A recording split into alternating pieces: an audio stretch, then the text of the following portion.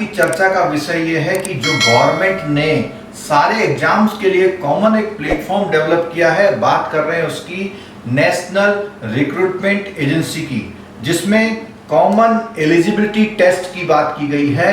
और ये सारी बातें केवल एक अनाउंसमेंट बन के रह जाएंगी। क्यों? जब तक गवर्नमेंट वैकेंसीज नहीं निकालेगी। बैंकों का मर्जर कर दिया, नई वैकेंसी खत्म कर दी। और गवर्नमेंट वैकेंसी आप आजकल जो है न्यूज़पेपर में आप देखते रहते होंगे, व्हाट्सएप में, मीडिया में देखते रहते होंगे कि 1 लाख रेलवे की जॉब खत्म हो गई। गवर्नमेंट कोई भी नए रिक्रूटमेंट कर नहीं रही है, प्राइवेटाइजेशन बढ़ता जा रहा है।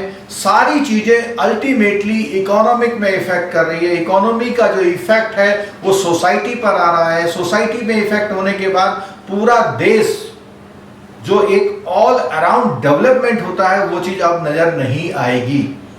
ये चीज अभी आपका कल जो संडे को मन की बात का मोदी जी का जो एक वीडियो जो था उसमें 10 गुना डिसलाइक्स आए थे। ऐसे ही शायद यूट्यूब की हिस्ट्री में बहुत ही कम वीडियो होंगे जिसमें लाइक से ज्यादा डिसलाइक हो। तो ये जो कॉमन एजेंसी बनाई है, इस कॉमन एजेंसी में जिसका नाम नेशनल रिक्रूटमेंट एजेंसी रखा गया है, वो एजेंसी की जितने भी डेवलपमेंट है वो केवल एक अनाउंसमेंट है।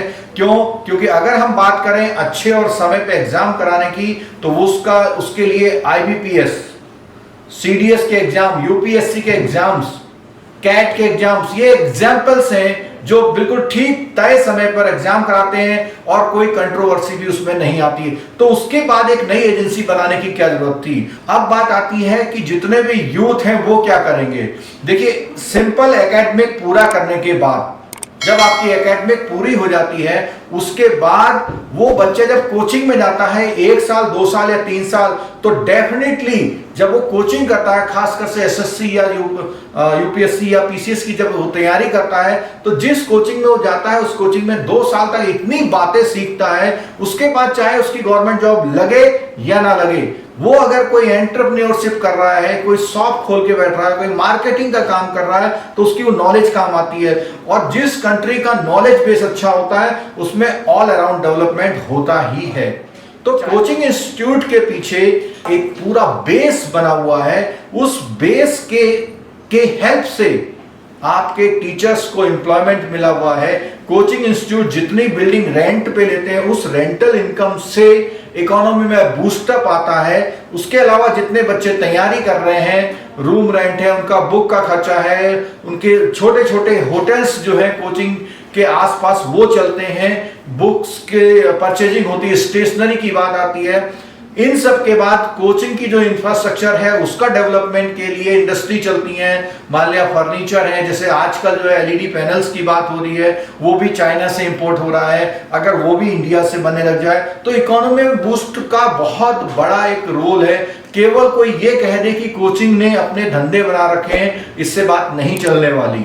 अब लोग सब समझ गए हैं कि ये बहुत जरूरी है कि वैकेंसीज आए। गवर्नमेंट प्राइवेटाइजेशन कर रही है, वैकेंसी बिल्कुल खत्म कर दे रही है। अगर वो प्राइवेटाइजेशन भी कर रही है तो जो एजेंसी बनाई है वो प्राइवेट वालों के लिए बना दे। जो अच्छी एजेंसी काम कर रही है उसके लिए नई एजेंसी बनाने की कोई जरूरत नहीं थी।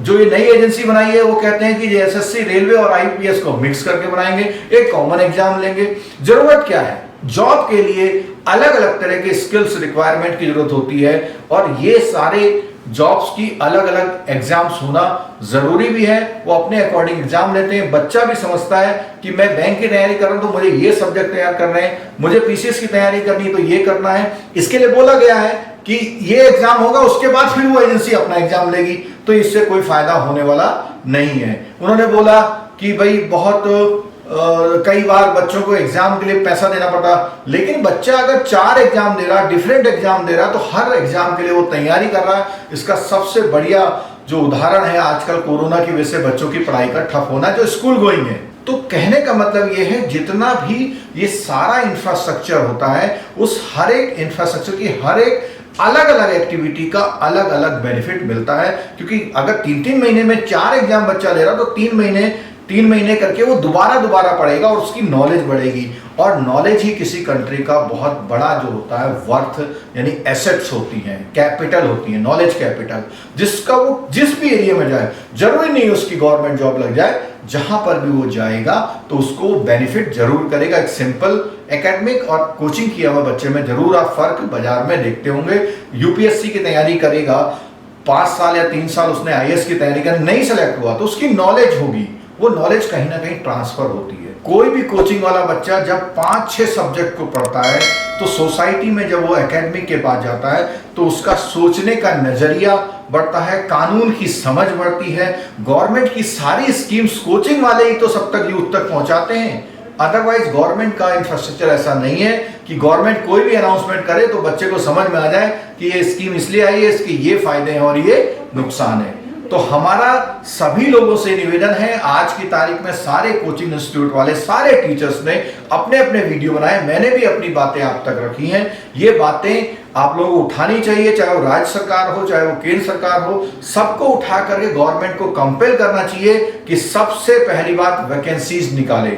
वैकेंसीज अगर निकलेंगी तो कोचिंग्स में बच्चा जाएगा, नॉलेज गेन करेगा, एम्प्लॉयमेंट की हो बात होगी, कई सारे लोगों का जो एंटरप्रेन्योरशिप का काम चल रहा है इससे जुड़े हुए हैं, इकोनॉमी का डेवलपमेंट होगा। और हमारे वही बच्चे जब कोचिंग करते हैं तो आगे जा करके किसी और देश में भी जब वो एग्जाम देते हैं तो भी उनको बेनिफिट मिलता है। अभी पीछे कुछ ऐसी न्यूज भी आई थी कि प्राइवेट कंपनियां जो आईएएस के एस्पायरेंट हैं, इंटरव्यू तक जाते हैं, उनको डायरेक्ट जॉब देंगी। तो क्या हुआ, इसका मतलब उन्होंने एक चीज देखी कि ये बच्चे तैयारी करके इतना ज्ञान तो ले ही चुके हैं और हमारे लिए एक रेडीमेड एक ह्यूमन एसेट्स हैं जिनको हम डायरेक्ट एक्वायर कर सकते हैं। तो साथियों, ये वीडियो आपको कैसा लगा और आप इस वीडियो को शेयर कीजिए अगर आप मेरी बात से सहमत हैं। चैनल को सब्सक्राइब जरूर कर लीजिएगा, बेल आइकन दबाना बिल्कुल मत भूलिएगा। ऐसे ही नए विषय पर और भी मैं वीडियो आपके लिए लाते रहूंगा। Thank you very much.